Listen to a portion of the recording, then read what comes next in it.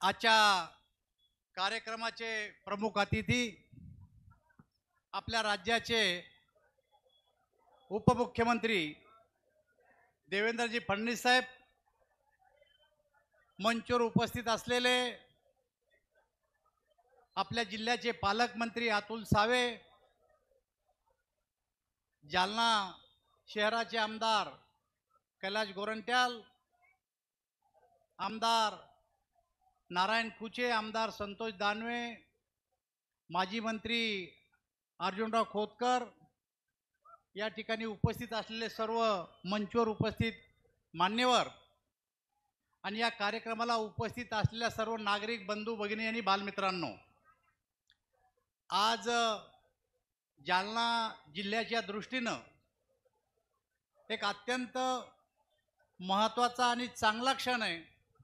अमृत नोनी ortho plus ये एक प्रूवन फॉर्मूला है। इसमें मौजूद नोनी फल के गुण और आयुर्वेदिक जड़ी बूटियां शरीर को जरूरी पोषक तत्व देने के साथ साथ हड्डियों और जोड़ों के घिसने, उनमें होने वाले सूजन और दर्द को रोकने में मदद करता है। दर्द मुक्त जीवन के लिए अमृत नोनी आर्थो प्लस। की या देशाचे प्रधानमंत्री आदरणीय नरेंद्रजी मोदी यांच्या नेतृत्वामध्ये रेल्वे विभागाने 2014 ते 2023 ही अत्यंत गतीनं अशा प्रकारची प्रगती केलेली आहे।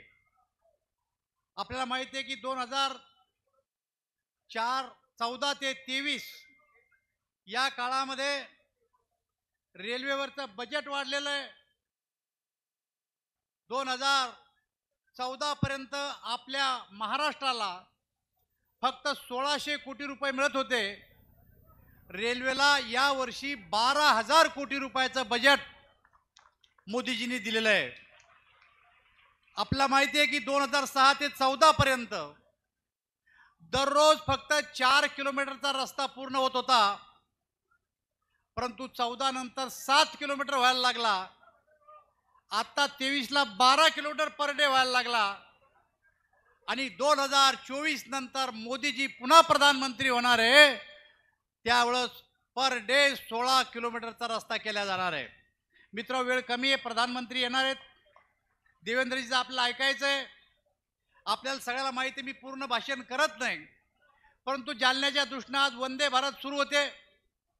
मनमाडपासून संभाजीनगरपर्यंत 1000 कोटी रुपयाच्या दुहेरीकरणाला मान्यता मिळाली, त्याचं टेंडर निघालं, मार्चपर्यंत काम सुरू होणार आहे आणि संभाजीनगर नंतर पुढच्या कामाला सुद्धा रेल्वे खात्यानं सर्वेक्षण सुरू केले, त्याला पैसा उपलब्ध करून दिलेला आहे। जवळपास संभाजीनगर मनमाड ते जालन्यापर्यंत इलेक्ट्रिफिकेशन पूर्ण झालेलं आहे आणि त्यामुळेच ही रेल्वे आज या ठिकाणी सुरू होऊ लागली। परंतु देशामध्ये 2024 पर्यंत संपूर्ण ब्रॉडगेजवर इलेक्ट्रिफिकेशनचं काम सरकार करणार आहे आणि त्यातलं 90% काम आतापर्यंत पूर्ण झालेलं आहे। वंदे भारत ट्रेन आतापर्यंत 34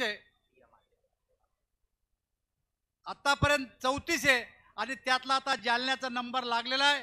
वेळ संपत आला आहे। मी आदरणीय देवेंद्रजीला विनंती करतो की आपण मार्गदर्शन करावं।